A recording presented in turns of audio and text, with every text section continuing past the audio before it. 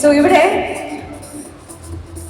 ശരണ്യക്ക് എന്തോ കാര്യമായിട്ട് അനുശ്രീയെ കുറിച്ച് പറയണമെന്ന് പറയുന്നുണ്ടായിരുന്നു. പക്ഷെ അതിനു മുൻപായിട്ട് അനുശ്രീക്ക് എന്താണ് പറയാനുള്ളതെന്ന് നമുക്കൊന്ന് കേൾക്കാം. ഫസ്റ്റ് തന്നെ എല്ലാവർക്കും നമസ്കാരം. ഒരുപാട് സന്തോഷം ഇങ്ങനത്തെ ഒരു മൊമെന്റിന് ഭാഗമാകാൻ കഴിഞ്ഞതിൽ. കാരണം ഇങ്ങനത്തെ കാര്യങ്ങളൊന്നും ഒരിക്കലും ചെയ്യാൻ കഴിയാത്ത ഒരാളാണ് ഞാൻ. അപ്പം ഞാൻ ഭയങ്കര പ്രൗഡാണ് ഇവള് ഇങ്ങനത്തെ ഒരു വലിയ കാര്യം ചെയ്യുന്നതിൽ. അതിന് മനീഷേട്ടന് ഏറ്റവും വലിയ സപ്പോർട്ടായിട്ട് നിൽക്കുന്നതിൽ ഒരുപാട് ഒരുപാട് ഒരുപാട് സന്തോഷം. ഈ ഒരു മൊമെന്റിന് ഭാഗമാകാൻ കഴിഞ്ഞതിലും ഒരു തിരി തെളിയിക്കാൻ കഴിഞ്ഞതിലും ഒരുപാട് സന്തോഷം. കാരണം എനിക്ക് തോന്നുന്നു ഇവളുടെ തുടക്കം മുതൽ തന്നെ അത് വേറെ ഏതോ സംസ്ഥാനത്ത് നിന്ന് സിനിമയിൽ അഭിനയിക്കാൻ വേണ്ടി വന്ന സമയം തുടങ്ങി തന്നെ ഞങ്ങൾ ഒരുമിച്ചുള്ള ആൾക്കാരാണ്, പല പ്രോഗ്രാംസിലൂടെയും പല കാര്യങ്ങൾ കൂടിയും. അപ്പോൾ ഇവളിൽ എത്രത്തോളം കഷ്ടപ്പെട്ടു, എങ്ങനെയാണ് ഓരോന്നും ചെയ്തതെന്നുള്ളത് വളരെ അടുത്ത് നിന്ന് വെരി പേഴ്സണലി കണ്ടറിഞ്ഞ ഒരാളാണ് ഞാൻ. അപ്പോൾ അവളുടെ ഈ ഒരു വിജയം കാണുന്നതിൽ ഒരുപാട് ഒരുപാട് ഒരുപാട് സന്തോഷം. അപ്പം ഇനിയും ഒരുപാട് ഒരുപാട് ഈ ഒരു പ്രൊഡക്ഷൻ കൂടി വർക്ക് ചെയ്യാനായിട്ട് നിങ്ങൾക്ക് രണ്ടുപേർക്കും ഈശ്വരൻ എല്ലാവിധ അനുഗ്രഹങ്ങളും തരട്ടെ എന്ന് പ്രാർത്ഥിക്കുന്നു, ആശംസിക്കുന്നു. Thank you so much. സത്യം പറഞ്ഞ കണ്ണ് നിറച്ചിട്ടോ. സോ അനുശ്രീ എനിക്ക്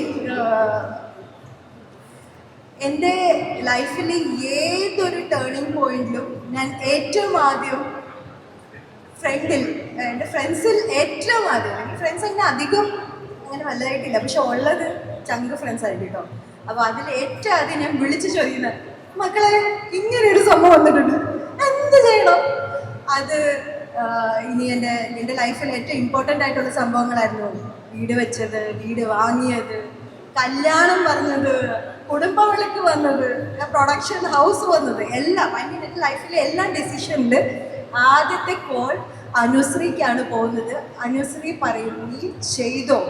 ആ ചെയ്തതിന് എല്ലാത്തിനും ഐശ്വര്യം ഉണ്ടായിട്ടുണ്ട്. അപ്പൊ എൻ്റെ ഐശ്വര്യ വിളക്കാണ് അനുശ്രീ. അപ്പൊ അത്രയ്ക്കും എനിക്ക് ഭയങ്കര ഇഷ്ടമാണ്. എൻ്റെ ലൈഫിലേക്ക് എനിക്ക് ഏറ്റവും കിട്ടാവുന്ന ഒരു സുഹൃത്ത് എന്ന് പറയുന്നത്, എനിക്ക് തോന്നുന്നു നിങ്ങൾ അങ്ങനെ എപ്പോഴും അങ്ങനെ സംസാരിച്ചുകൊണ്ടിരിക്കത്തില്ല, പക്ഷേ എന്നാൽ തന്നെ എൻ്റെ ലൈഫിൽ എപ്പോൾ എനിക്ക് ആവശ്യം, അല്ലെങ്കിൽ എപ്പോൾ ഞാൻ ദൈവത്തിങ്ങളെ വിളിക്കും, പാരൻസിനെ വിളിക്കും, എൻ്റെ മനുഷ്യട്ടനെ വിളിക്കും, അപ്പം പിന്നെ വിളിക്കുന്നത് എൻ്റെ കൊച്ചിനെയാണ്. സോ അത്രയ്ക്ക് ഇമ്പോർട്ടൻ്റ് ആണ്. Thank you so much. ഇത്രയും ബിസി ഷെഡ്യൂളുള്ള അനു എനിക്ക് വേണ്ടി ടൈം എടുത്ത് ഇവിടെ വന്നു എൻ്റെ ഈവൻറ്റ് ഒരു കളർഫുൾ ആക്കിയ മുത്തേ, താങ്ക് യു സോ മച്ച്. ഇനിയും അബൌട്ട് പത്മകുമാർ സർ, ഞാൻ പത്മകുമാർ സാറിന് കൊടുത്തേക്കാം.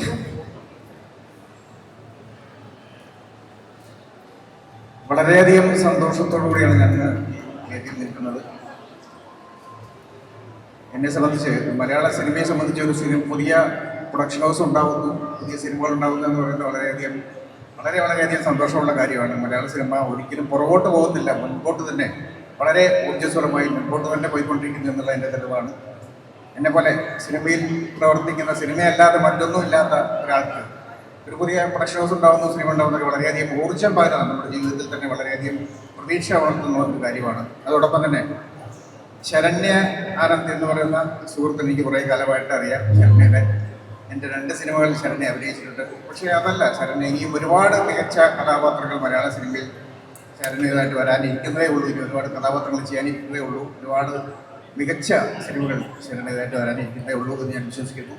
അതോടൊപ്പം ശരണ്യ ഒരു പ്രൊഡക്ഷൻ ഹൗസ് തുടങ്ങുന്നു, പുതിയ സിനിമ തുടങ്ങുന്നു എന്ന് പറയുന്നത് വളരെയധികം സന്തോഷം. എന്നെ സംബന്ധിച്ച് വ്യക്തിപരമായി സിനിമാ പ്രവർത്തകൻ എന്ന നിലയിൽ വളരെയധികം സന്തോഷം ഉണ്ടാക്കുന്ന കാര്യമാണ്. എല്ലാവിധ ആശംസകളും ഹൃദയത്തിൽ നിന്ന് നേരുന്നു. ഒരു ഗംഭീര തുടക്കമാവട്ടെ. ഒരുപാട് സിനിമകൾ, ഒരുപാട് പ്രൊജക്റ്റുകൾ ഈ പ്രൊഡക്ഷൻ ഹൗസിൽ നിന്നുണ്ടാവട്ടെ എന്ന് ഹൃദയപൂർവ്വം ആശംസിക്കുന്നു, പ്രാർത്ഥിക്കുന്നു. Thank you. Thank you so much. Padmakumar sir ഞാൻ പിച്ച വെച്ചിങ്ങനെ വലിക്കില്ലയോ സിനിമയിൽ എന്ന് പറഞ്ഞാൽ